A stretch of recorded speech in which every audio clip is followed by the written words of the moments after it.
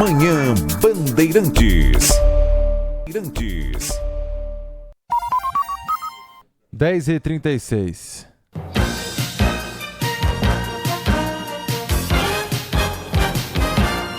Dez horas e 36 minutos. Você sabe que aqui o Manhã Bandeirantes optou por um caminho inédito. Nós já fizemos 2 rodadas de entrevistas com os candidatos a prefeito. E agora, nessa reta final, faltam 3 semanas aí praticamente para a eleição, a gente optou por fazer uma rodada de entrevistas com os candidatos a vice-prefeito. Já entrevistou nesta semana o candidato a vice na chapa de José Luiz da Atena, José Aníbal. Ontem entrevistamos a candidata a vice na chapa de Tabata Amaral, a professora Lúcia França. E hoje estamos recebendo aqui o Coronel Melo Araújo, que é o candidato a vice na chapa encabeçada por Ricardo Nunes. Coronel, obrigado por ter vindo. Bom dia para o senhor. Bom dia, Sabino. Um prazer poder estar aqui. Para as pessoas poderem conhecer. Acho que é um momento muito importante de eleição. E se votar errado, quem sofre é todo o povo. E São Paulo ainda influencia muito o país. Então, é muito importante essa possibilidade da gente poder, as pessoas conhecerem a gente, para que as pessoas não errem na hora de votar. Exatamente essa é a intenção da primeira pergunta, que é padrão para todos os candidatos que a gente faz, que é o seguinte: o senhor pode se definir, o senhor pode se apresentar. Quem é o Coronel Melo Araújo, por favor? Bom, eu tenho 53 anos, sou um idealista. Eu trabalho empolgado em missões, em poder ajudar a sociedade. A minha família já está há pelo menos 100 anos cuidando da segurança pública aqui no estado de São Paulo. Eu sou a 3ª geração. Eu tenho um filho que acabou de ingressar na polícia já para a 4ª geração. Então, e por onde eu passei, eu sempre fiz as coisas com idealismo, com muito brilho no olho, de poder fazer a diferença. 32 anos na Polícia Militar, sou formado em Direito, sou formado em Educação Física, bacharel em Segurança Pública, tenho pós-graduação, tenho mestrado, experiência na empresa, na Polícia Militar, que é uma empresa pública, né? Experiência também na empresa, fui presidente da CEAGESP, uma empresa que nunca deu lucro. Ficamos lá por 2 anos consecutivos dando lucro. Quitamos uma dívida de 90 milhões que tinha a empresa. Entreguei para o novo governo com 0 dívida. E também experiência na empresa privada. Então eu posso falar assim, me sinto muito preparado, muito tranquilo para estar ajudando o Ricardo Nunes a melhorar a nossa cidade de São Paulo. O senhor é o representante do ex-presidente Jair Bolsonaro na chapa? O senhor se considera um representante de Bolsonaro nessas eleições? Eu fui indicado pelo presidente Bolsonaro, nos conhecemos aí quando ele me colocou na CEAGESP e nós fizemos aquela limpeza, que é uma cidade, né? A cidade de CEAGESP são 50 mil pessoas, 12 mil veículos por dia e tinham todos os problemas que tem numa cidade muito concentrado, de corrupção, exploração de menores, tráfico de droga, jogo do bicho, e lá foi implantada uma tolerância zero. Nós zeramos crime, não tinha mais crime. Quando chegamos lá, metralhadora apreendida, calibre 12, traficantes. Saímos de lá, a pessoa podia deixar dinheiro em cima da mesa, não saía 1 centavo. E eu sou o indicado pelo presidente Bolsonaro para representar a direita, né, junto com o Ricardo Nunes. Carrego os mesmos valores que o nosso presidente Bolsonaro e sou muito agradecido por ele, por essa indicação. Vamos ver se o senhor é um bolsonarista raiz, hein? O senhor tem desconfiança das urnas eletrônicas? Eu tenho desconfiança. Eu tenho desconfiança, sim. Aliás, não só eu.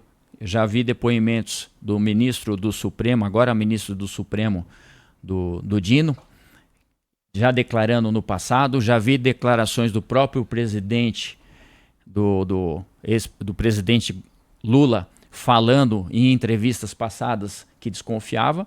E eu acho assim, né? Não sou só eu, a população tem. E quando se tem essa desconfiança, a transparência é a solução para tudo.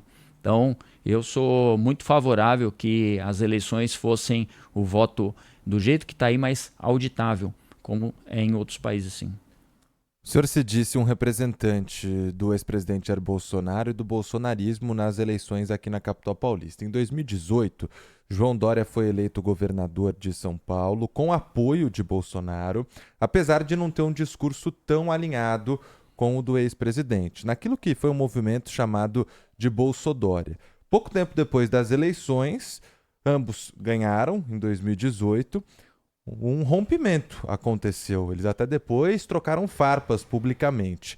O prefeito Ricardo Nunes também não é um político que tem um posicionamento tão parecido com o do ex-presidente Jair Bolsonaro. Num caso de ruptura futura na relação dos dois, nesse apoio entre os dois, o senhor ficaria em qual lado? Primeiro, o Dória foi um aproveitador, ele usou o nome do presidente Bolsonaro para conseguir se eleger.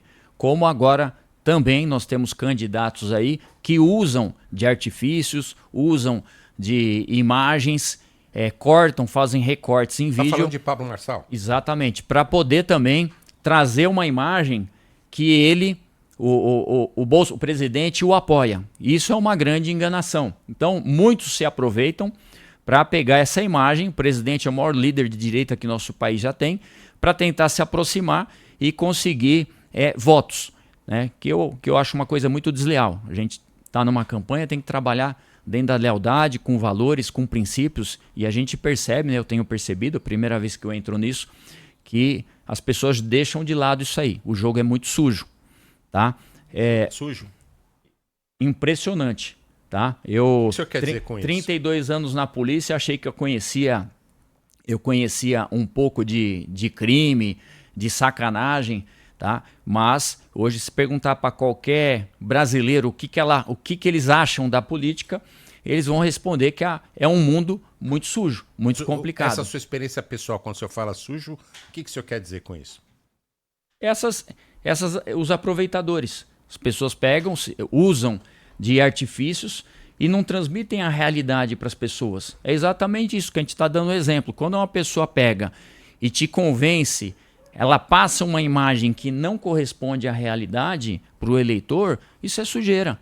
A gente tem que jogar limpo, quer ser candidato, passar o que você pensa, os seus valores, mas não enganar. O presidente Bolsonaro nunca declarou apoio a Marçal, nunca. Ele só declarou apoio ao Ricardo Nunes e ao compor na chapa. Por que tem um monte de gente que acha que o presidente apoia o Marçal? É jogo sujo. Não teve isso aí. Agora, a pessoa tem essa habilidade de convencimento e o que não é passa a ser. Então, realmente é nesse sentido que eu falo. O jogo não deveria ser mais limpo. Eu venho de uma instituição, né, que ruma a 200 anos, a Polícia Militar, e é uma instituição que a gente olha no olho da pessoa e fala o que está pensando. Não tem essa sujeira. E sempre com educação, com muito respeito, a gente conversa e fala a realidade. E na política a gente tem percebido que não é assim. O que eu entendi então é que o senhor estaria fechado 100% com o ex-presidente Jair Bolsonaro.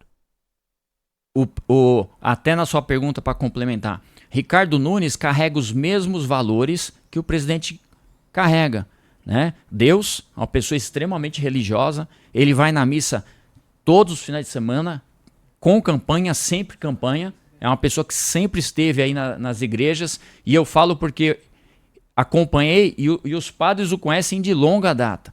É uma pessoa que carrega a família.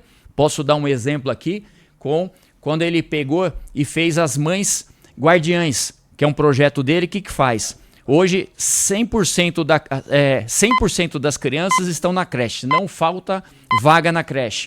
E ele montou um programa que envolve 7 mil mães guardiãs, que elas podem estar trabalhando na creche junto com seus filhos, ajudando a cuidar. Então, isso aí, o que a gente faz? Família, casado, e ele estimula a família. Presidente Bolsonaro, então, Deus, família, pátria, é um patriota, entendeu? Então, assim, ele carrega os mesmos valores que o nosso presidente carrega. E liberdade. Então, ele carrega esses valores. Agora, é lógico, existem coisas que o presidente pensa de uma forma e o Ricardo da mesma forma. Eu comungo de algumas coisas que com certeza talvez não bata com o Ricardo. E isso é importante, porque quando existe essas divergências, a gente conversa e tenta chegar numa melhor solução.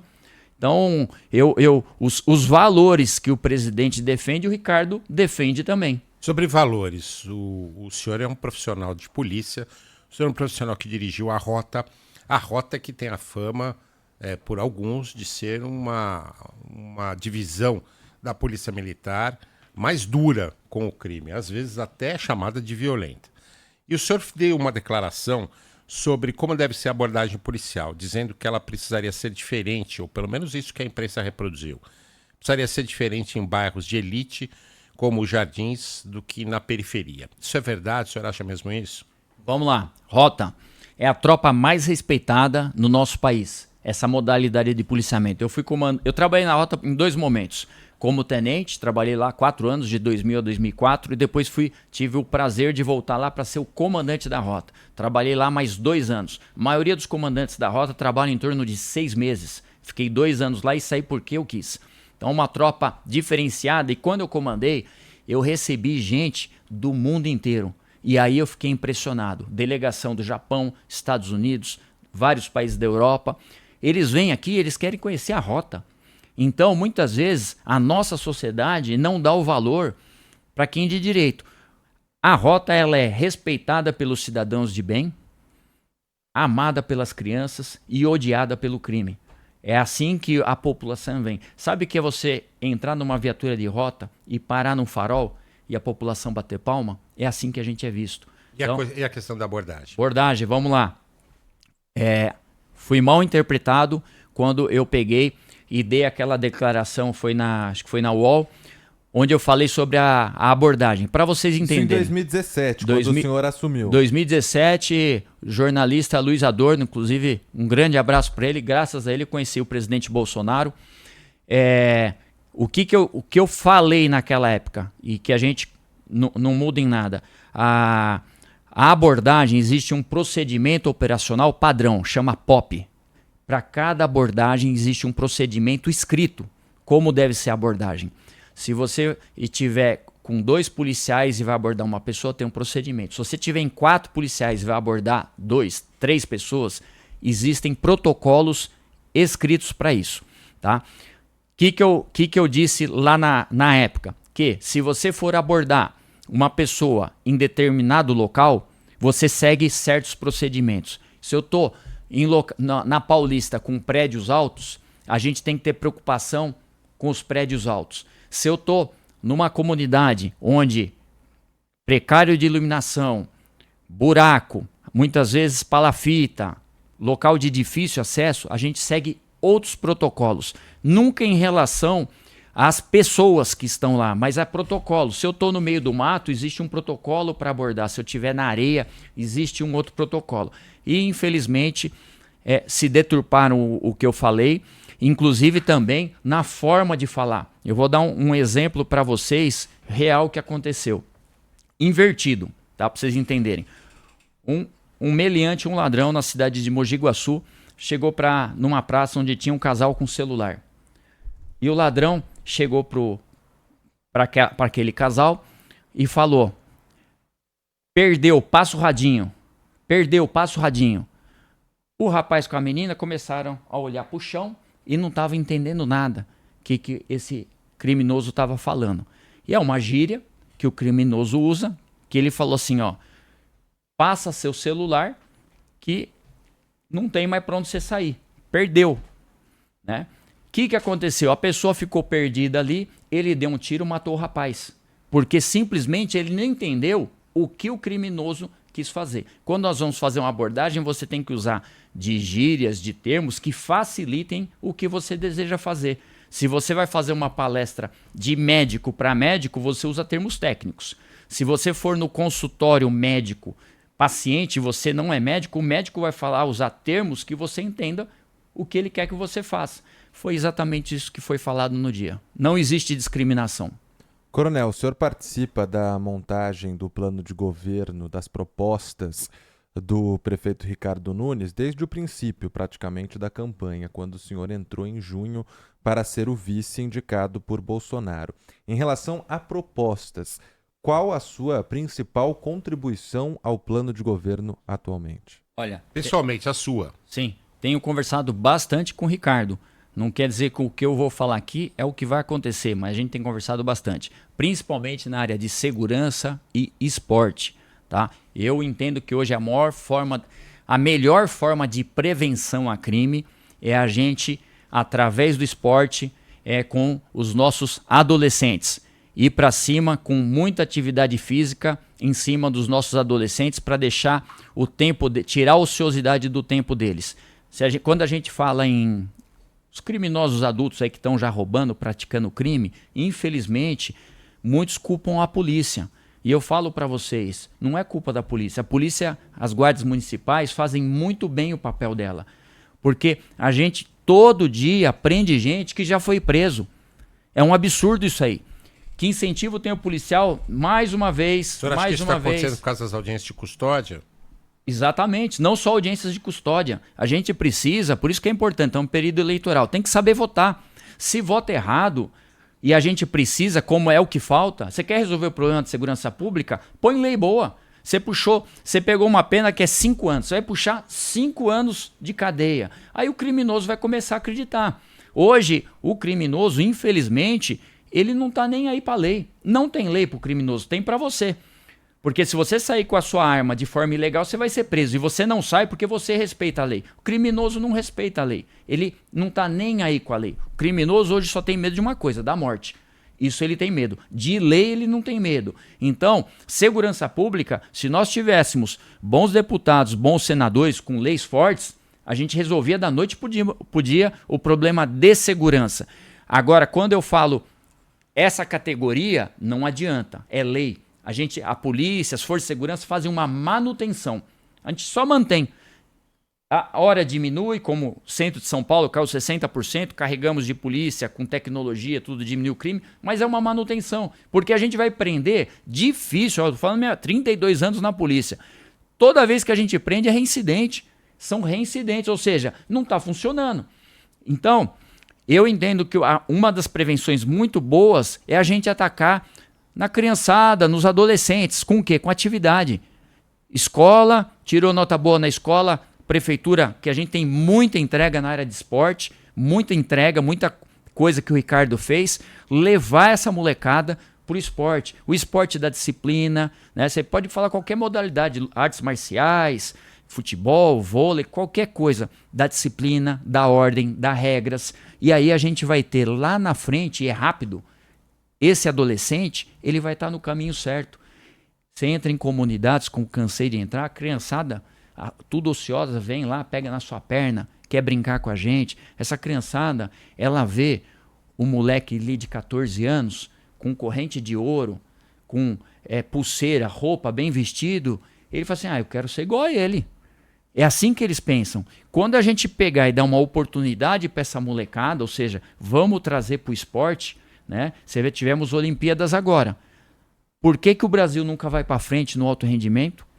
Não estou falando que a gente vai se preocupar com o alto rendimento, mas também, se você abraçar essa juventude e levar com parcerias público-privada essa molecada, com certeza daqui a 4 anos a gente vai estar com essa molecada mais velha, nenhuma vai estar no crime. Deixa eu tentar falar de outros assuntos da cidade também. Eu só queria fazer um ponto dessa criançada, mas eu faço depois, Sabino. Vai lá. Ó, criançada, só falando, tá? Eu uso porque eu sou pai, né? Então a gente fala, meu filho tem 20 anos, eu chamo de criança. Mas é aquela categoria que a gente pode já estar trazendo pro esporte. Vai lá, Sabino. Não, mas só pra gente também tratar de outros assuntos, né? O senhor deve estar sofrendo, como todos nós estamos, essa questão da secura em São Paulo. Como é que o senhor prepararia a cidade para enfrentar essa nova realidade climática que a gente tem enfrentado? Bom, eu não domino todos os assuntos, tá? Mas eu estou estudando um pouquinho. Não sei se vocês sabem, hoje São Paulo tem, o Ricardo saiu de 15% para 26% de área verde, tá? Dá o tamanho maior que a cidade de Paris. Então, entendo que o Ricardo vem fazendo uma boa gestão nessa área, investindo em parques, em áreas verdes. Hoje de manhã até estava passando num canal aí sobre a Guarapiranga, investir em turismo, em esporte, em lazer nessas áreas verdes. Ou seja, o Ricardo vem fazendo um trabalho muito bacana de colocar mais áreas verdes aqui na cidade de São Paulo. E hoje a gente pode falar, 26% da cidade de São Paulo, nós temos áreas verdes. Então eu vejo que esse é um caminho. E outras medidas, né, que com especialistas na área para poder estar atuando. Mas eu vejo que esse é o passo principal. A gente aumentar as nossas áreas verdes, trazendo a população para essas áreas, para atividades, e aí a gente já pode entrar até em tema de saúde se quiser. Tá? Não sei se vocês sabem, 47% da população brasileira ela é sedentária. E quando a gente fala em sedentarismo, 5 milhões de pessoas morrem por ano por ser sedentária. Eu não sei se o Sabino e o Vitor aí são sedentários. Para quem não sabe, a pessoa que não consegue fazer 5 vezes por semana 30 minutos de atividade física é sedentária. Ah, mas qual o problema de ser sedentário? As pessoas sedentárias são as pessoas que têm mais condições, mais probabilidade de morrer por doenças que advêm. Vários tipos de câncer, diabetes, hipertensão, problemas circulatórios, problemas cardíacos. Quando a gente fala em esporte, olha só, a gente atua na área de segurança, atua na área de esporte, mas atua também na área de saúde, que é uma outra coisa que eu tenho tratado com o Ricardo. Se nós investirmos em todas essas estruturas, parques que hoje tem, com profissionais de educação física e trazer a comunidade, o bairro para praticar atividade física, a gente vai diminuir as filas nos hospitais. Muitas pessoas, quando começam a praticar atividade física, elas deixam de frequentar o hospital, deixam de tomar remédio, pelo simples fato de fazer atividade física. Esse é uma área que a gente vai bater pesado também e que eu acredito muito. O senhor tem uma declaração recente dizendo que uma das formas de prevenção que poderia levar ao fim da Cracolândia a longo prazo seria começar com equipamentos da prefeitura a levar as crianças, os jovens da rede municipal de ensino em ônibus ali para a região onde os usuários de droga ficam no centro de São Paulo, para que as crianças pudessem ver a condição de um viciado em droga. Seria essa uma espécie de terapia de choque para que essas crianças não se envolvessem no uso de drogas? Para entender melhor a proposta. Excelente pergunta, para ficar bem claro, né? Às vezes você pincela o assunto quando você vai dar uma entrevista e causa dúvida nas pessoas. Volto a falar, quando eu falo criança, é por causa dos meus filhos. Eu me refiro a adolescentes, tá? E para vocês entenderem por que para Cracolândia são várias coisas que já estão sendo feitas, não existe uma solução mágica, faça isso que resolve. Então, são várias coisas como governo do estado Tarcísio, prefeito Ricardo Nunes vem fazendo. Integração, forças de segurança, assistente social, psicólogos, tratamento, atuando na área. Cracolândia é um problema que vem de 30 anos, né? Já se arrasta por 30 anos, tinham 4 mil. Pelos dados atuais da prefeitura, tem em torno de 800 a 900 dependentes químicos. 2.300 pessoas, aproximadamente, em tratamento. De que forma? Com vencimento. Alguns a família assina um termo, quando a pessoa tem família, para fazer internação compulsória. Tá? Então, eu acredito muito em internação compulsória. Então, esse é um trabalho que já vem sendo feito, mas a gente tem que fazer várias coisas, são várias coisinhas que trazem um resultado. E quando eu coloquei simplesmente uma coisa a mais, não a solução, eu falei por quê. Quando eu trabalhei na polícia, quantas vezes você não pegava lá o menor usando droga e eu chamava o pai, porque eu achava que era a melhor solução, muitas vezes de levar para a delegacia, é o pai ali presente. E o pai vinha chorando. E ele chegava a dar declarações para mim assim, coronel, por que eu não apresentei a droga para o meu filho? Eu deixei o traficante apresentar de uma forma maravilhosa. O traficante, ele ilude, ele é um ilusionista e ele convence que aquilo lá vai fazer muito bem para a criança, para adolescente usar. E o pai reclamava assim, coronel, eu devia ter pego meu filho e apresentado a história real da droga. Vai até uma dica de segurança para os pais. Da gente falar a realidade. Se você não entra no assunto em casa, o traficante abraça e vai fazer de um jeito maravilhoso, convencendo o adolescente. Essa ideia veio justamente disso. Esse pai disse, eu devia ter apresentado a realidade. Deveria ter passado e mostrado para ele o que é o uso da droga faz. Então, quando eu falei em adolescentes, e vocês podem ver lá, eu falo no entorno, e eu trabalhei na área central, eu conheço a Cracolândia. Quando eu falo no entorno, não é para você levar lá dentro, mas se a gente passar ali na Tiradentes, tem vários locais que você vê os dependentes, e você mostrar, você quer ficar assim, é uma alternativa, é uma coisa que a gente joga na mesa para discutir. Não quer dizer assim, iremos fazer isso, mas infelizmente acabaram deturpando, né? Já colocou que eu quero levar a criancinha para lá, não. Mas eu tenho certeza, quando a gente fala em adolescente, dessa forma que eu estou colocando e contando a realidade, muitas vezes a pessoa não conhece a realidade. A droga hoje em dia é apresentada pelo traficante. Quem tem que apresentar a droga nesse sentido, né? Sem recortes aí, mostrar o que é uma pessoa usuária de droga, o que acontece com a vida dela, são os pais. Se fala muito hoje do envolvimento do PCC em várias áreas de atividade, né? Não só no crime, mas hoje também até buscando ações em áreas ilícitas para lavar dinheiro, por exemplo. E não é diferente na área política. Se fala muito da chegada do PCC de forma muito intensa na área política, com candidatos patrocinados, com envolvimento com empresas públicas. Como evitar que o PCC entre na área política, essa área política que o senhor disse que é um jogo sujo? A vida inteira eu combati o crime, né? E eu estou indo para uma nova missão, que não é fácil para quem quer trabalhar. Pelo contrário, é muito desconfortável. E seria ingenuidade minha falar que o crime organizado não está na política. Com certeza está na política. E vocês podem ter certeza, o crime organizado estava na CEAGESP. Como é que eu consegui limpar uma cidade corrompida, exploração de menores, corrupção? Tudo lá dentro tinha de podre, tudo. Crime organizado lá dentro. Vocês já chegaram a ver matérias lá que a droga estava até dentro da fruta, né? E nós limpamos isso aí. Então, com o trabalho, quando o crime entender que quem está lá é gente séria, a gente começa a afastar. É natural isso aí. Vocês podem ter certeza. A prefeitura aí, a dupla que está... É uma chapa, né? São duas pessoas. Vocês estão votando no prefeito e no vice-prefeito. O prefeito conhece gestão como ninguém. Conhece a estrutura. Isso facilita muito a vida de você chegar e não saber como entender o mecanismo. E a gente, com a experiência, empresa pública, empresa privada e na área de segurança, eu tenho certeza que a gente vai fazer muita história. A nossa dupla vai fazer muita história. E a minha mão, eu posso falar para vocês, é pesada, tá? E eu gosto de combater o crime. Pode ter certeza, aonde tiver, se tiver, a gente vai entrar com mão pesada em cima do crime organizado. É muito que provável vocês me chamem aqui para fazer entrevista, mas como que você fez isso, coronel? Tenho certeza. Vocês vão sentir o que é a mão pesada da prefeitura no combate ao crime, seja ele qual for. Coronel, nós temos uma parceria aqui no Grupo Bandeirantes de Comunicação com o Google na Sala Digital.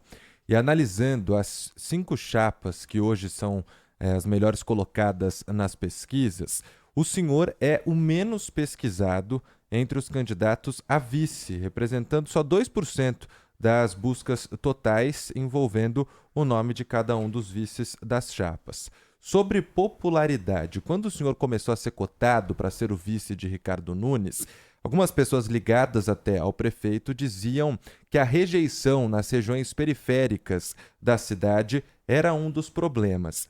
Continua sendo? O que o senhor vem sentindo na rua sobre a popularidade que tem na capital paulista? Eu não tenho essa preocupação.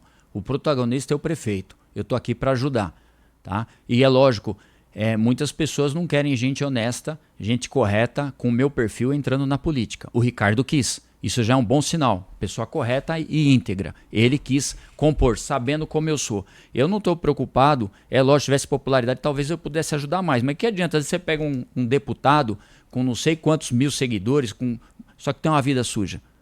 Acha uma coisa suja da minha vida, vocês não vão achar. 32 anos na vida pública combatendo crime, eu nunca respondi nem por abuso de autoridade, invasão de domicílio. Então, a minha vida é limpa. Então, estou entrando na política porque o presidente Bolsonaro me indicou, tá? No começo eu nem queria, e vocês podem dizer, mas em 2018 eu comandava a rota. Se eu quisesse sair candidato, teria grande chance, eu estava no Datena e dava entrevista todos os dias aqui, pro Datena. Em 22 eu era presidente da CEAGESP. Meu nome estava direto nas mídias, tinha nome, estava presidente da empresa, doação para o Brasil inteiro. Lembra aquela época de pandemia, doações parecidas a 300 toneladas de alimento, Araraquara 100 toneladas, para Bahia, para Fortaleza. Meu nome estava em alta. O presidente falou assim, Melo, você vai ser candidato? Não, por quê? Não quero, não tenho esse interesse. E agora senti que chegou o momento, me colocaram nisso. Então eu não tenho nome realmente, mas é importante até vocês estarem aqui, eu tenho certeza, as pessoas vão passar a conhecer a gente um pouquinho melhor. Uma coisa eu garanto, eu vou fazer a diferença. Hoje há uma prática de indicação de subprefeito, que é uma prática adotada inclusive pelo prefeito Ricardo Nunes, baseada em liderança de vereador. Então são os vereadores que indicam os subprefeitos. O senhor defende essa prática ou o senhor acha que não, que isso pode ajudar, inclusive, distorções no cenário político? O senhor defende que os subprefeitos sejam indicados de outra forma? Na CEAGESP eu tinha 56 cargos comissionados. Sabe quem trabalhava lá ou não? Os políticos. Inclusive alguns que eram contra a minha indicação, porque parente dele estava lá e eu limpei. Eu não estava lá para fazer política. Tinham 56 cargos que sempre foram ocupados por políticos, deputados. Tinha deputado lá com 10 cargos lá dentro. O senhor é contra a indicação de vereador para ser prefeito? Vou explicar para o senhor. Então, eu entendo que a melhor coisa é a gente pegar pessoas preparadas e técnicas para a função. Aí funciona, a administração funciona. Se o vereador está indicando um cara técnico, correto, eu não vejo problema nenhum. Eu trabalho com qualquer pessoa, desde que não seja ladrão. Agora, uma coisa pode ter certeza, o vereador indicou sem problema nenhum. Faço questão nenhuma de indicar ninguém. Aliás, prefiro não indicar, porque é muito ruim você indica e o cara dá vexame. Mas uma coisa é certa, vocês vão ver um vice na rua e que vai levantar os problemas. Se tiver subprefeito fazendo coisa errada, eu sou o primeiro a chegar pro Ricardo, o que a gente vai fazer com esse sujeito aqui, ó? O cara tá passando a mão na gente aqui, ó. Eu serei o primeiro a fazer isso. E o Ricardo sabe disso. Então, para mim, tanto faz se foi indicado pelo vereador. Eu até entendo que o vereador, como conhece o bairro, conhece tudo, de querer indicar. Isso não é problema nenhum. Agora, o que eu penso? Uma pessoa capacitada, técnica e que seja uma pessoa honesta. Se for desonesto, gente, vocês vão ver o estrago que eu vou fazer. Lupato, mais alguma pergunta para encerrar? Vamos fazer o bate-bola? Vamos lá. Bom, começar, a gente vai trazer alguns assuntos mais nacionais e aí o senhor, respostas bem curtas mesmo de alguns assuntos. Começar com saidinha temporária de presos. O senhor é a favor ou contra? Totalmente contra, é o que eu falei, né? Pra gente melhorar, tem que mudar a lei. Aborto. Os casos previstos em lei. Defendo a vida o tempo inteiro. Alguns casos, a lei dá essa opção para a pessoa. Então, caso de estupro, a lei proporciona, às vezes uma doença que pode comprometer a vida da mãe. Então, esses casos em que a lei determina, a pessoa que decide o que é melhor. Descriminalização da maconha. A droga é o que está acabando com a nossa sociedade. Sou 100% contra. A droga é o que causa tudo isso que está acontecendo. Droga tem que ser proibida. Só uma paradinha, ó. Onde eu trabalhei, eu fazia operação para levar usuário de droga para delegacia. Chegava a levar 10 por dia. Não fica preso, mas a lei permitia. Então por quê? Para a gente moralizar isso aí. Emendas PIX para os deputados e para as cidades. É um assunto que eu desconheço. Não sou muito, não estou muito a par. Mas eu entendo que o vereador ter uma emenda para trazer algum benefício para a cidade é importante. Só precisa ver como é feito isso aí, né? O que você precisa fazer para conseguir essa emenda? Isso precisa ser analisado. Impeachment de ministros do Supremo. Se ministro tá indo contra a lei, contra o que diz a lei, tem que ser empichado. Se a lei diz, existe uma lei que fala sobre impeachment. Se o ministro estiver indo em desacordo com essa lei e cabe pedido de impeachment, tem que ir para cima. 11 horas e 10 minutos, eu queria agradecer a participação na sabatina aqui do Grupo Bandeirantes de Comunicação, da Rádio Bandeirantes, com os candidatos a vice-prefeito, hoje ouvindo o Coronel Melo Araújo, vice da campanha da chapa de Ricardo Nunes. Muito obrigado, viu, Coronel, pela sua participação. Boa sorte para o senhor. Obrigado. Agradeço, se puder, Melo Araújo com 2 L's 10, meu Instagram, assim as pessoas vão passar a me conhecer, Melo Araújo 10. Obrigado, Coronel. Obrigado. 11h10. Rede Bandeirantes de Rádio.